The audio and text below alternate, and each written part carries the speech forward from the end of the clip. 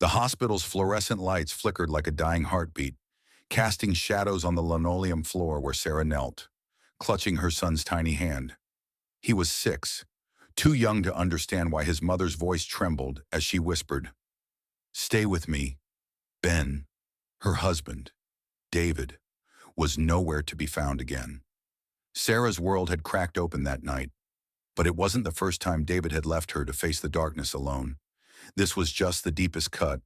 3 years later, as David stood before her, broken and begging, she would wonder if karma was a judge or a teacher, and whether she could find it in her heart to forgive. It was a Tuesday evening when Sarah's life unraveled. She'd been juggling 2 jobs, a diner waitress by day, a freelance graphic designer by night, while David spent his evenings networking at bars, chasing dreams of a tech startup that never materialized. Ben had been coughing for weeks, a persistent rasp that Sarah couldn't afford to ignore. She'd begged David to take him to the doctor while she worked a double shift. "I've got a meeting." "Sarah," he'd said, barely looking up from his phone. "Handle it." His dismissal stung, but she swallowed it, like always. She scheduled the appointment herself, promising Ben ice cream if he was brave. But that evening, as she rushed home, her phone buzzed with a voicemail from the clinic. "Mrs. Carter, please come immediately. It's urgent." Her heart plummeted. Ben's cough wasn't just a cold, it was pneumonia, and his small body was struggling to fight it. She arrived at the hospital to find Ben hooked to an oxygen mask, his eyes half closed but searching for her. The doctor's words were a blur. Critical condition, needs monitoring, expensive treatment. Sarah's savings were already drained from covering David's failed ventures. She called him, her voice shaking. "David, it's Ben. He's really sick. I need you here." A long pause followed, then his curt reply, "I'm in the middle of something. Sarah, you'll figure it out." The line went dead. She stared at the phone, disbelief turning to rage, then to a hollow ache. She was alone. Again, while her son fought for breath. For weeks, Sarah barely slept. She took leave from the diner, maxed out her credit cards, and begged for payment plans to cover Ben's hospital bills. Friends offered what they could, but David, he showed up once, late, smelling of whiskey, muttering about a big deal that would fix everything. Sarah didn't have the energy to argue. She focused on Ben, singing him lullabies, promising him they'd go to the beach when he was better.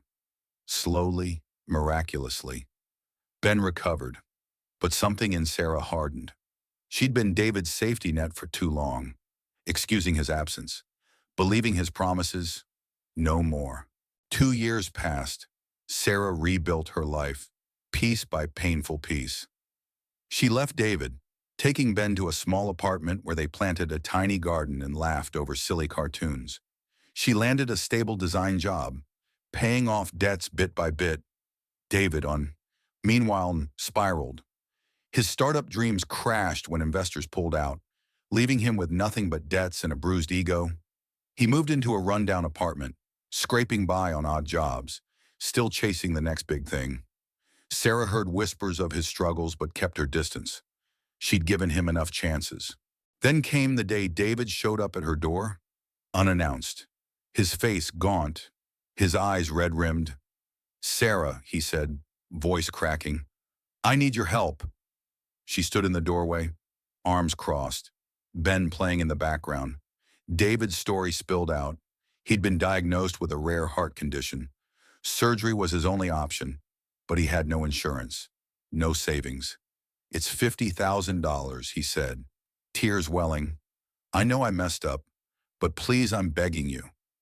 Sarah's mind flashed to those hospital nights with Ben, the weight of every bill, the silence of David's absence.